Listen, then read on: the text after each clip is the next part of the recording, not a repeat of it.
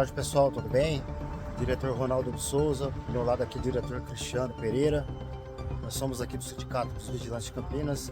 Hoje, dia 18 de março, estamos aqui para protocolar um pedido de fiscalização, tá? Por parte da Polícia Federal, de um tomador e de uma prestadora de serviço da região de Valinhos, tá?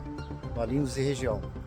Então, com a lei 14.967, o Sindicato de Campinas, daqui para frente, vai denunciar toda a prestação irregular de vigilância privada. Pode ser com a gente.